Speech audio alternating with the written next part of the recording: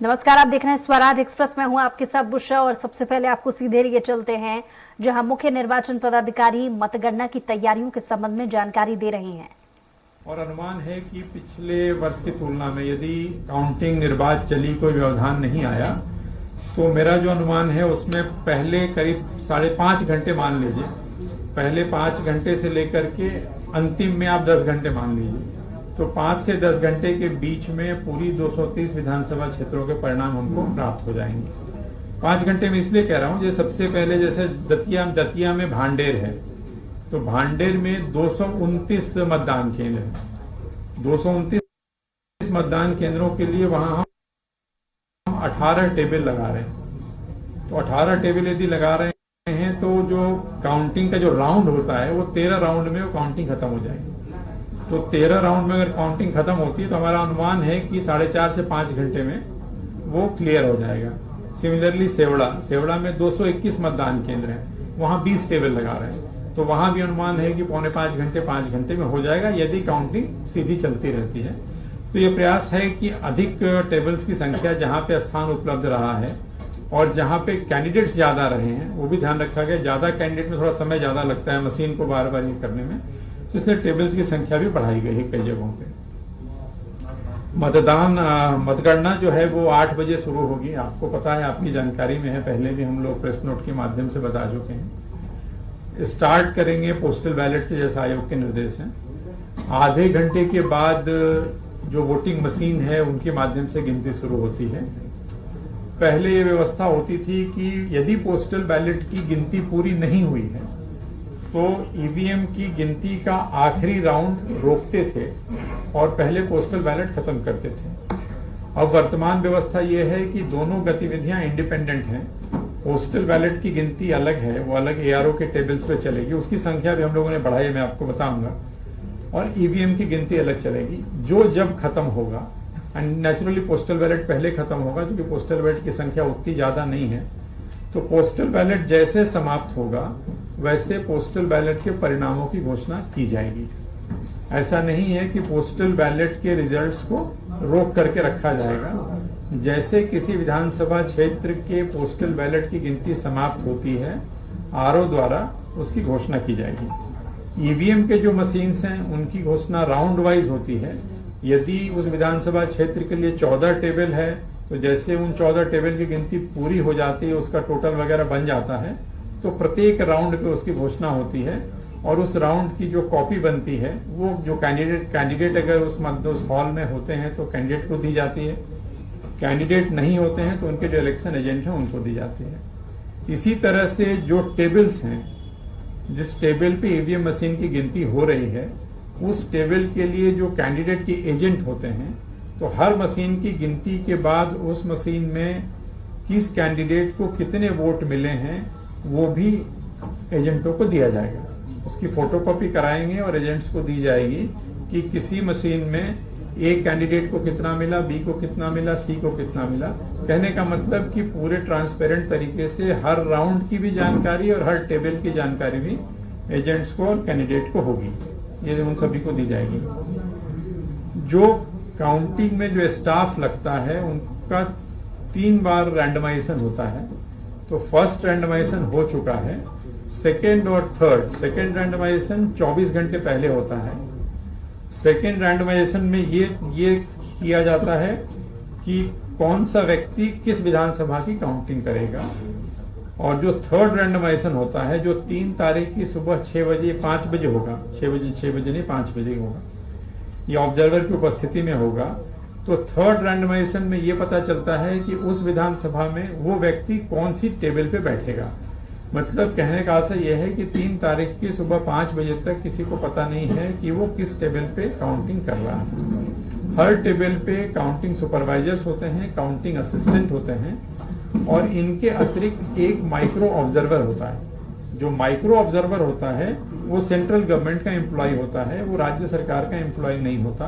तो एक तरह से हर टेबल पे 4 लोग होते हैं और दूसरी तरफ जितने कैंडिडेट हैं उनके एजेंट होते हैं। हर विधानसभा के लिए एक ऑब्जर्वर है जो भारत निर्वाचन आयोग द्वारा नियुक्त है, जो दूसरे प्रांतों के वरिष्ठ सीनियर अधिकारी होते हैं 230 विधानसभा क्षेत्र के लिए 230 ऑब्जर्वर अपने यहाँ नियुक्त हैं। जो सर्विस वोटर होते हैं, जिनको हम ETPVS कहते हैं, वो आखिरी मतगणना शुरू होने के दिन मतलब 3 तारीख को 8 बजे तक जो उनके प्राप्त होते हैं मत डाक से, उनको हम लोग काउंट करते हैं, उनको लिया जाता है। तो इसके लिए डाकघर के साथ समन्वय करके और जो पोस्टमैन वगैरह को अतिरिक्त पास जारी किए गए हैं कि देर रात तक भी जो डाक मतपत्र सर्विस वोटर के, डाक मतपत्र का मतलब कर्मचारी वाला और ये नहीं है, सिर्फ जो सेना में हमारे लोग हैं जो सर्विस वोटर्स हैं, उनके मतपत्र अगर देर रात जब भी प्राप्त होते हैं 8 बजे के पहले, उनका पोस्टमैन आसानी से काउंटिंग सेंटर तक आ सके, उसको कोई दिक्कत नहीं हो, इसके लिए डाक विभाग से समन्वय करके उनको पासेज जारी किए गए हैं ताकि वो 8 बजे के पहले यदि कोई उनको प्राप्त हुआ है तो ला करके मतगणना स्थल पे दे सकें ताकि उसको काउंटिंग में हम रख सकें। मीडिया के साथियों के लिए मतदान केंद्र पे मीडिया सेंटर बनाया गया है, जहां पे टेलीफोन, कंप्यूटर, प्रिंटर आदि की व्यवस्था रहेगी।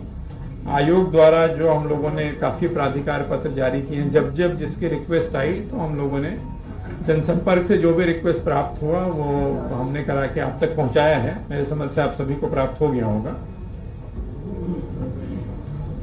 पूरे जो काउंटिंग की प्रोसेस है उसका CCTV कवरेज होगा, न सिर्फ मतगणना हॉल का बल्कि जो गलियारे हैं जिसमें से वो सामग्री आएगी स्ट्रांग रूम से, उसका भी CCTV कवरेज होगा। इसकी लाइव वेब स्ट्रीमिंग नहीं होगी, काउंटिंग प्रोसेस की लाइव वेब स्ट्रीमिंग नहीं होती। ये भी व्यवस्था की गई है कि जो पेटियां स्ट्रांग रूम से लेकर के आते हैं तो उनके रास्ते अलग अलग हो, संबंधित विधानसभा का जो कक्ष है मतगणना जहां होनी है आपस में एक दूसरे को क्रिस क्रॉस नहीं करें, उसकी कलर कोडिंग की गई है। जो कर्मचारी उन पेटियों को लेके आएंगे तो संबंधित विधानसभा पे डिफरेंट कलर दिया गया है, उसी तरह से पासेज जारी किए गए एजेंट के भी। तो काउंटिंग एजेंट्स को भी एक विधानसभा का काउंटिंग एजेंट को दूसरे में जाने की अनुमति नहीं होगी। ऑब्जर्वर जो मतगणना कक्ष है उसमें मोबाइल पूर्णतः प्रतिबंधित होगा। उसमें सिर्फ जो अपवाद है वो ऑब्जर्वर हैं जो भारत निर्वाचन आयोग द्वारा नियुक्त हैं, उनके पास मोबाइल होगा। और जो RO ARO जो ETPVS होता है, जो सर्विस वोटर के जो आते हैं, उसके बारकोड को स्कैन करना पड़ता है और उसकी स्कैनिंग के लिए OTP आती है। तो उस OTP को देखने के लिए, यूज करने के लिए RO ARO और काउंटिंग सुपरवाइजर को सिर्फ उतने पर्पस के लिए मोबाइल के उपयोग की अनुमति होगी। उसके बाद एक बार हो जाएगा तो ऑफ कर देंगे वो।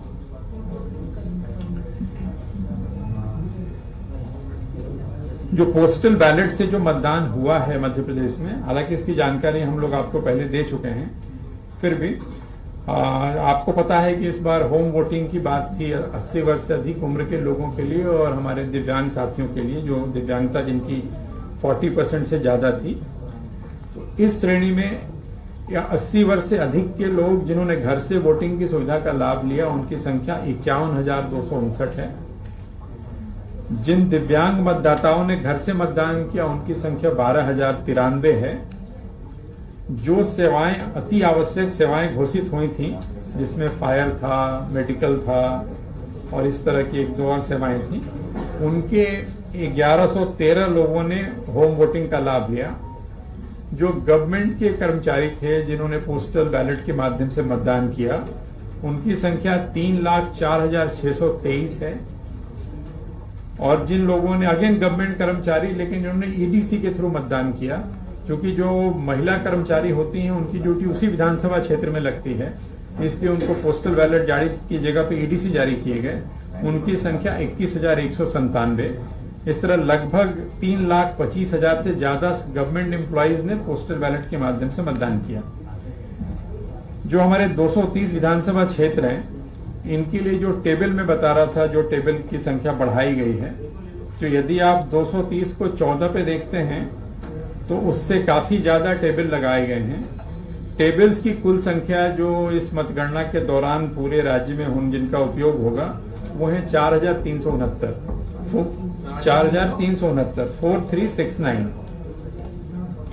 और पोस्टल की जो गणना होगी उसकी जो संख्या है वो 692, 692। तो यदि आप 4,369 टेबल के आधार पे एवरेज राउंड कैलकुलेट करते हैं तो हमारे मतदान केंद्र हैं 64,626। तो 64,626 को यदि आप 4369 से डिवाइड करते हैं तो एवरेज राउंड हमारे 14.70 मतलब 15 राउंड एवरेज होता है जो राउंड होंगे। इसी तरह से पोस्टल बैलेट जो हमें प्राप्त हुए हैं 3,25,000 के आसपास, और उनमें अगर आप बाकियों को जोड़ देंगे तो 380 के आसपास हो जाते हैं, वरिष्ठ वाले और दिव्यांग वाले। उनको भी 692 टेबल लगाई गई है। तो जो आयोग के निर्देश है 500, तो 500 से कम में ही, मैंने एक टेबल पे लगभग 500 से कम ही मतपत्रों की गिनती होगी। तो आयोग के निर्देशों का इसमें भी पालन किया गया है। मतगणना का परिणाम के लिए एक तो जो हम लोग जो हमारी वेबसाइट है उस पे परिणाम आपको प्राप्त होंगे। एक results.eci.gov.in है, हम उसका विज्ञापन भी तैयार कर लिया, हम लोगों ने अभी दे देंगे, जो भी आ जाएगा या ग्रुप पे डाल देंगे। तो जो वेबसाइट्स हैं, जो वोटर हेल्पलाइन ऐप है, उसके माध्यम से हमें चीजें प्राप्त होती रहेंगी। क्योंकि मतगणना के परिणाम की एंट्री जो होगी वो आरओ के द्वारा की जाएगी। जो आरओ वहां पे मतगणना हॉल में है, हर मतगणना हॉल से सीधे वो एंट्री करेंगे उसमें, जो हम लोगों को अपनी वेबसाइट पे हम उसको फेच करेंगे और वेबसाइट के माध्यम से हम आपसे शेयर करेंगे। और डिफरेंट जो चैनल्स हैं, आप सभी का सहयोग मिलेगा, आपके माध्यम से लोगों को पता चलेगा। जिले में कई जगहों पे उन्होंने स्क्रीन्स की व्यवस्था की है। हम लोग अपने यहाँ भी कुछ स्थानों पे प्लेटफॉर्म है या अपना दफ्तर है और भी जो इम्पोर्टेंट जगह है वहाँ वॉल के माध्यम से, स्क्रीन के माध्यम से डिस्प्ले कर सकते हैं, करेंगे। आज की तारीख में सबसे जल्दी वो टीवी पे सबसे पहले दिख जाता है, तो लोग